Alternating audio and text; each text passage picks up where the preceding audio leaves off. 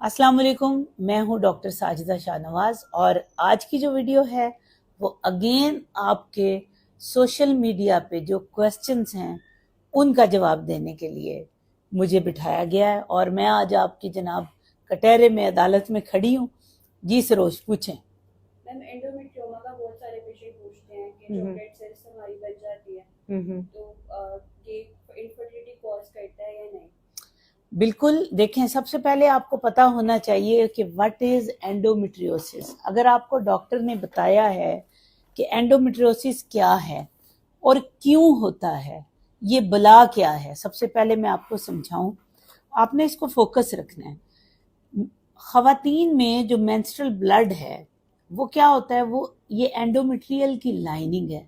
ये लाइनिंग हर महीने झड़ती है तो ये ब्लड हमारा बाहर आता है, ठीक है, थ्रू वजाइना, जिसको हम कहते हैं जी पीरियड्स आ गए।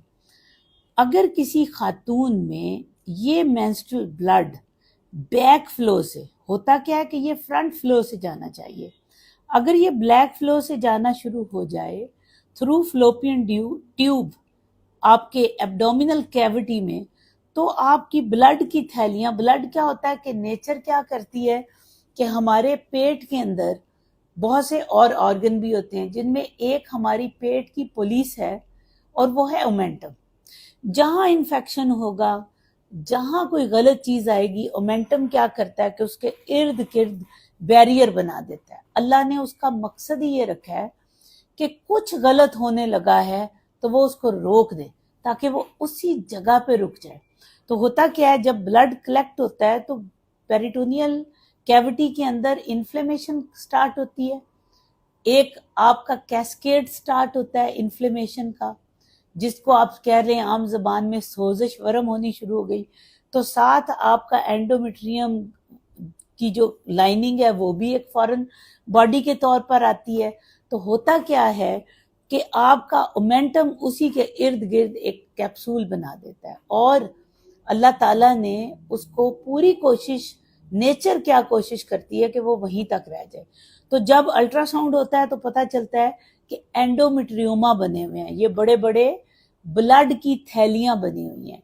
कुछ लोग कहेंगे आपके अंदर खून की थैलियां हैं, कुछ कहेंगे खून की सिस्ट बनी हुई है, कुछ कहेंगे एंडोमेट्रियोसिस हो गया है, कुछ बोलेंगे एंडोमेट्रियोमा हो गया है। अब अगर ये एंडोमेट्रियोमा इस ओवरी के साथ हो जाए तो इस ओवरी में तो हेल्दी टिश्यू था, अब वो हेल्दी टिश्यू से क्या होगा कि हेल्दी टिश्यू डैमेज होना शुरू हो जाएगा क्योंकि वहां पे टॉक्सिन आ गए, जो चीज नहीं आनी थी। आप इसी तरह कर लें कि ये मेरे पास आप देख रहे हैं एटमॉस्फेयर में, ये मेरे राइटिंग पैड पड़े हैं, मेरी बहुत सारी चीजें पड़ी हैं। सपोज ये खाने वाली चीज भी पड़ी थी, ये समझ लें कि ये अंडे दानियों के अंदर अंडे पड़े थे। अब यहाँ पे कीचड़ नुमा चीजें आ गई तो ये अंडे जो बिल्कुल इस काबिल थे जिनको खाया जा सके, ये आलमंड, तो ये क्या हो जाएंगे, तबाह हो जाएंगे। तो क्या होगा, ओवरी का रिजर्व भी डैमेज हो जाएगा, गुड क्वालिटी एग नहीं बनेंगे, बच्चा नहीं होगा।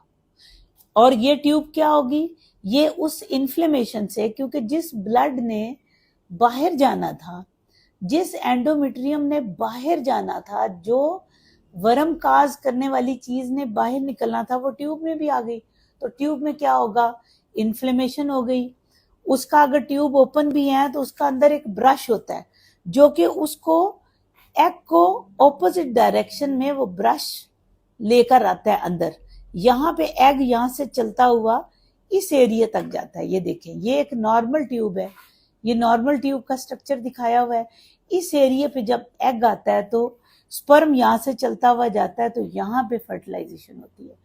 अब वो ट्यूब कैसी होगी, ये देखें, ये एक एबनॉर्मल ट्यूब है जिसमें वर्म, ये समझ लें कि ये इसके अंदर वर्म आ चुका है, इन्फ्लेम्ड है ये ट्यूब, ये पिंक दिखाई गई है। इसमें क्या होगा कि ये सूज जाएगी और अगला हिस्सा आपने देखा है, गौर से दिखाएं जरा, जब ये ट्यूब सूज जाएगी तो इसका अगला हिस्सा श्रिंक हो गया, यहाँ पानी पड़ गया, ब्लड आ गया, डैमेज हो गया, सिलिया उसका ब्रश डैमेज हो गया, یہاں سے جو آپ کا ایگ جائے گا وہ یہیں پہ سٹک کر جائے گا, وہ آگے آئے گا ہی نہیں. اور اللہ تعالیٰ نے فرٹیلائزیشن تو اس حصے میں کروانی تھی, اس ایریا میں جدھر یہ وائٹ بینڈ نظر آ رہا ہے, ٹھیک ہے, تو اس جگہ پہ فرٹیلائزیشن تو ہوئی ہی نہیں, ایمبریو تو بنا ہی نہیں. تو وہ سدا کے لیے وہ خاتون جو ہے وہ بیچاری کیا ہو گئی, بانج, کیونکہ اس کا یہ پرابلم ہو گیا. جو میں کہتی ہوں کہ بانج لفظ نہیں ہونا چاہیے, لیکن آپ کی آسانی کے لیے بول رہی ہوں, ٹھیک ہے. تو اس لیے اینڈومیٹریوسس بالکل آپ کے لیے, آپ میں بانج پن کا موجب بن سکتی ہے, ٹھیک ہے. اس کے علاوہ اور پلس آپ کی اوویرین فیلئر کی وجہ بھی بن سکتی ہے, ٹھیک ہے. تیسرا, آئی وی ایف کے بعد بھی اچھی اینڈومیٹریم نہ ہو کسی کی, ایون آئی وی ایف کے بعد بھی امپلانٹیشن, ایمبریو کی امپلانٹیشن فیلئر کا ریزن بن سکتی ہے. تو آپ لوگ اپنے ڈاکٹر سے پہلے یہ جو میں نے آپ کو آگہی دی ہے اس کا سوال ضرور کریں, تاکہ اگر وہ آپ کی آئی وی ایف بھی کر رہے ہیں, اکسی کر رہے ہیں, تو آپ لوگوں کو وہ پہلے مینج کرے. یہ نہ ہو کہ یہی بلڈ گندا اندر جاتا رہے اور آپ کے ایمبریو کی امپلانٹیشن بھی نہ ہو سکے, ٹھیک ہے. That's all. فی امان اللہ.